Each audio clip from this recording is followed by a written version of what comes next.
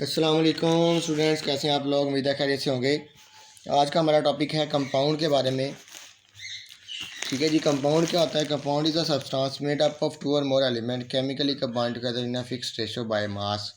Compound हमेशा तब बनता है जब दो या दो से ज़्यादा एलिमेंट एक फिक्स्ड रेशो के साथ मिलें बाय मास। मतलब है कि अगर हमने कोई एक चीज़ बनानी है तो उसके लिए हमें जो दो चीज़ें मिलानी पड़ेंगी वो एक फ़िक्स्ड रेशो के साथ, एक फ़िक्स्ड क्वांटिटी के साथ मिलानी पड़ेंगी, तब ही हमारा जो है वो डिज़ायर्ड कंपाउंड बनेगा। अदरवाइज़ कुछ ना कुछ और कोई और चीज़ बन सकती है।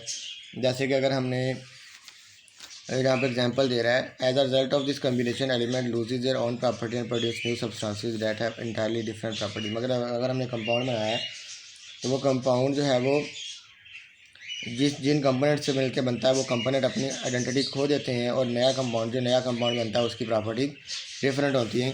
Compound can not be broken down into its constituent element by simple physical method. फिर कंपाउंड के जो कंपोनेंट होते हैं हम उसको फिजिकली अलग नहीं कर सकते, बल्कि फिर उसको केमिकली ही अलग करना पड़ेगा। जैसे एग्जांपल वो दे रहा है कि अगर हमने कार्बन डाइऑक्साइड बनानी है तो इसमें एक कार्बन और दो ऑक्सीजन के एटम होने चाहिए। मतलब है कि कार्बन का एटॉमिक मास 12 होता है, ऑक्सीजन का 16 होता है, तो 12:32 के साथ अगर मिलेंगे, या इसकी सिंपल रेशो की है 3:8 हम कार्बन और ऑक्सीजन मिलाएंगे तो कार्बन डाइऑक्साइड बनेगी। अगर कम कर देंगे, अगर 12:16 कर देंगे तो फिर वो कार्बन मोनोऑक्साइड बन जाएगी, कार्बन डाइऑक्साइड नहीं बनेगी।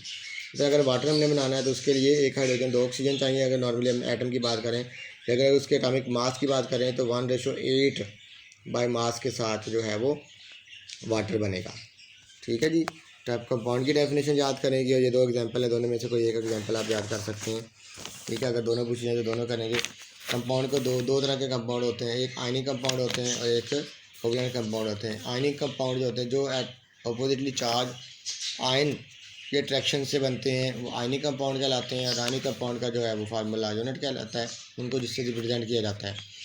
आयनिक कंपाउंड को फार्मूला यूनिट से रिप्रेजेंट किया जाता है, जैसे NaCl है, KBr है, CuSO4 है। इस तरह जो कोवलेंट कंपाउंड होते हैं वो मॉलिक्यूलर फॉर्म में पाए जाते हैं और एक मॉलिक्यूलर फार्मूला को रिप्रेजेंट किया जाता है, मॉलिक्यूलर कंपाउंड को, कोवलेंट कंपाउंड को मॉलिक्यूलर फार्मूले से रिप्रेजेंट किया जाता है, जैसे H2O, HCl, H2SO4 है। ये टेबल में कुछ कंपाउंड दिए गए हैं। पानी का फार्मूला है H2O, सोडियम क्लोराइड को सोमन सॉल्ट भी कहते हैं, NaCl है, सिलिकॉन डाइऑक्साइड को सैंड कहते हैं, SiO2, sodium hydroxide, caustic soda, sodium carbonate, washing soda, calcium oxide, quick lime, calcium carbonate, limestone, sugar, sulphuric acid, ammonia. ये कंपाउंड दिए हैं और उनके फार्मूले दिए गए हैं, ये आपने ऐसा याद करने हैं।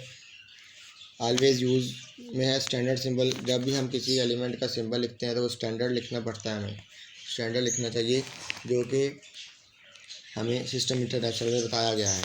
Chemical formula of compound, proper abbreviation of scientific term, standard value of ऐसे यूनिट फॉर कांस्टेंट। मतलब नहीं, हर चीज़ है वो एक स्टैंडर्ड के साथ, जो हमें स्टैंडर्ड बताया गया है उसके अकॉर्डिंग है वो देनी चाहिए। आगे मिक्सर की बात करते हैं। कंपाउंड में हमने देखा कि अगर हम दो या दो से ज़्यादा कंपाउंड, दो एलिमेंट को एक फ़िक्स रेशो के साथ मिलाते हैं तो वो एक कंपाउंड बनता है। लेकिन अगर दो या दो से ज़्यादा चीज़ें विदाउट एनी फिक्स्ड रेशो मिलेंगी, mix up physically without any fixed ratio, they form are mixture. इसकी सिंपल एग्जांपल अगर मैं आपको दूं तो अगर हम सैलड बनाते हैं, सलाद बनाते हैं, तो उसमें हम बहुत सी चीज़ें विदाउट एनी फिक्स रेशो बना रहे, कोई भी चीज़ जो है वो गाजर, खीरे, मूली, शलजम या बंद गोभी के पत्ते वगैरह कुछ भी है, ज़्यादा कम भी कर देंगे तब भी वो सलाद ही बनेगा। तो विदाउट एनी फिक्स रेशो जब हम किसी चीज़ को मिलाते हैं तो वो मिक्सचर बनता है।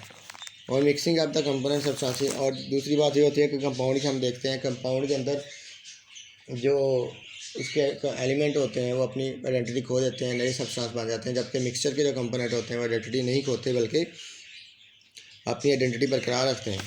ठीक है। Mixture can be separated by physical method such as distillation, filtration, evaporation, crystallisation और मैग्नेटाइजेशन के जरिए से हम मिक्सचर को अलग कर सकते हैं। मैग्नेटाइजेशन जैसे आप लोगों ने क्या किया है कि एक मिट्टी ली है, ठीक है, उसके अंदर कुछ आपने रेत के टुकड़े डाल दिए, रेत डाल दिया, कुछ आपने लोहे के टुकड़े डाल दिए हैं, कुछ आपने उसमें स्टील के टुकड़े डाल दिए हैं। अब मैग्नेट के जरिए से आप उसको क्या करेंगे, अलग करेंगे। मैग्नेट आप रेत के अंदर डालेंगे तो मैग्नेट से आयरन के जो है वो टुकड़े अलग हो जाएंगे, बाकी चीज़ें अलग हो जाएंगी। मतलब हम उसको फिजिकली अलग कर सकते हैं मिक्सचर के कंपोनेंट को। मिक्सचर दो तरह के होते हैं। अगर यूनिफॉर्म कंपोजिशन रखते होंगे तो वो होमोजीनियस मिक्सचर कहलाएगा, जैसे कि एयर, गैसोलीन, आइसक्रीम है। जबकि हेट्रोजीनियस मिक्सचर जो वो होते हैं जिनकी कंपोजिशन यूनिफॉर्म नहीं होती, सॉइल, रॉक, वुड वगैरह। ठीक है, homo mean same, genus mean composition.